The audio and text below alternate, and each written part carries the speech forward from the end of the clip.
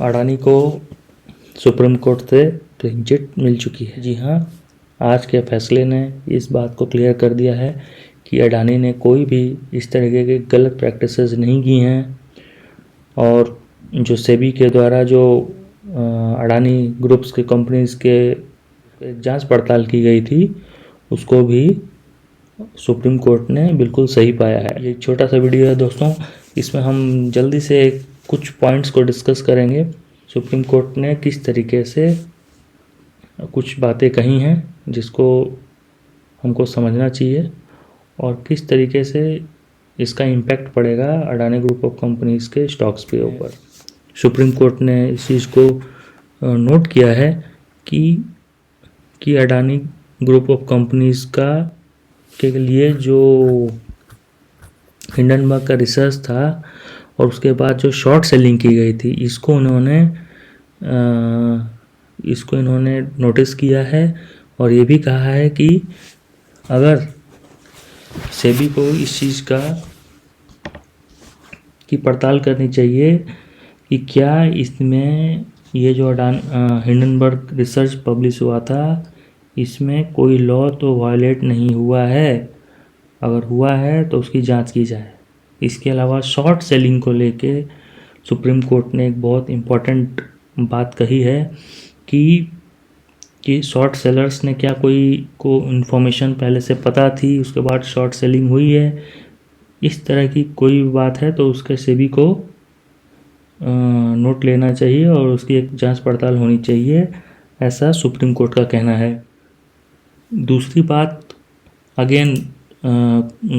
Supreme court ने इस चीज़ को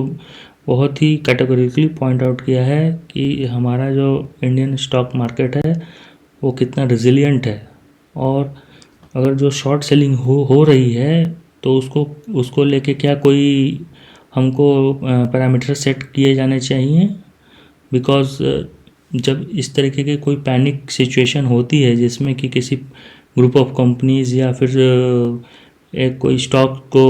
टारगेट करके शॉर्ट सेलिंग की जाती है तो इससे क्या इम्पैक्ट पड़ सकता है पूरे स्टॉक मार्केट के ऊपर, इस बात को भी सुप्रीम कोर्ट ने नोट किया है। जो पिटिशनर्स थे, जो एलिगेशंस लगे थे अडानी ग्रुप ऑफ कंपनीज के और जो इसके ऊपर जो जांच पड़ताल की गई है इसको लेकर के ये कहा जा रहा था कि आप इसको एसआईटी को दे दीजिए, तो सुप्रीम कोर्ट ने सीधा इस चीज़ को खारिज किया है और उसने कहा है कि कोई भी इस तरीके का जांच होती है वो किसी थर्ड पार्ट एजेंसी को देना ये एक एक्स्ट्रा ऑर्डिनरी कंडीशंस में किया जाता है और इस केस में उस तरह का कोई रीज़न नहीं बनता, कारण नहीं बनता, इसलिए इस इन्वेस्टिगेशन को किसी एसआईटी को ट्रांसफ़र नहीं किया जाएगा। तो ये रही बात जो सुप्रीम कोर्ट ने कही है। अब हम देखते हैं कि स्टॉक्स के ऊपर क्या इसका इम्पैक्ट पड़ा है, बहुत ही क्विकली देख लेते हैं। तो अगर आप स्टॉक्स पे नज़र डालेंगे तो ये बहुत ही क्लियर है कि अडानी ग्रुप के अधिकांश स्टॉक्स आज उन्होंने काफ़ी अच्छा किया है। इन कंपनीज़ के ऊपर लॉन्ग टर्म में क्या इफ़ेक्ट होगा इसके ऊपर मैं एक सेपरेट वीडियो लेके आऊँगा कुछ दिनों में, और बिलीव मी मैं एक बहुत ही इंटरेस्टिंग चीज़ आप लोग के साथ शेयर करूँगा कि कोई भी इस तरह की कंपनीज जो होती हैं जिसके ऊपर जो कि पास्ट का एक बहुत बड़ा परफॉर्मर रहा है और अचानक से उसमें ऐसा कोई न्यूज़ आता है या कोई ड्राइवर आता है जिससे उसके स्टॉक्स बहुत ज़्यादा गिर जाते हैं, जैसे कि आप इसमें देख सकते हैं, और तो क्या होता है उसके बाद फर्दर उस कंपनी के स्टॉक्स में क्या होता है, हम पास्ट के भी एग्जांपल्स को इसमें देखेंगे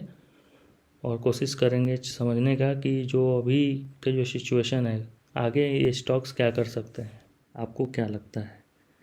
कि अडानी एंटरप्राइज में इतनी बड़ी जो ये गिरावट आई है, जब हिंडनबर्ग रिसर्च पब्लिश हुआ उसके बाद इतनी बड़ी गिरावट आई, ऑलमोस्ट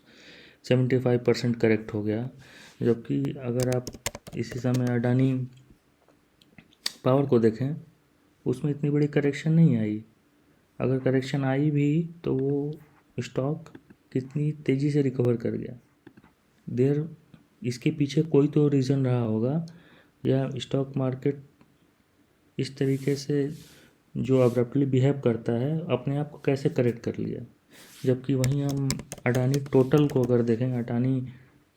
टोटल गैस लिमिटेड को, उसका जो करेक्शन था वो कहीं भी अपने टुवर्ड्स हायर एंड की तरफ नहीं पहुंचा है आफ्टर करेक्शन। तो ये जो स्टॉक्स हैं इतना अलग अलग तरीके से कैसे बिहेव करते हैं, आप हमको अपने जो विचार हैं नीचे कमेंट सेक्शन में लिखिए, और डेफिनेटली मैं ट्राई करूँगा कि आपको पुराने एग्जांपल्स की हेल्प से आपको समझाने की कोशिश करूँ। बाय द वे, आपको पुराने एग्जांपल्स के लिए आपको DHFL को देख सकते हैं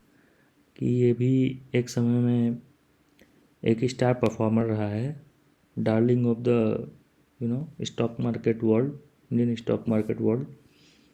और जब इसमें एक न्यूज़ आती है इस तरीके की, उसके बाद ये कैसे बिहेव करता है। आप यस बैंक को देखिए। ये सब ऐसे एग्जांपल्स हैं जो हम लोगों को स्टडी करने चाहिए as a trader, as a investor.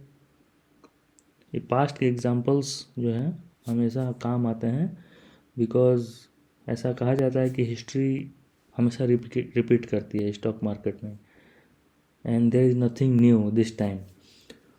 तो आई होप आपको ये वीडियो बहुत पसंद आया होगा। Thank you.